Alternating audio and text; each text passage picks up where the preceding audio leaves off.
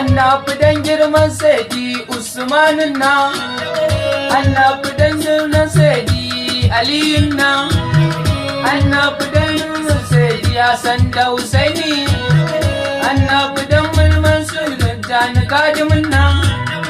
annabi dan girman Shehu Barhama masoyin nan, annabi dan maman nan Shehu Ado, annabi dan Allah kai da Madina.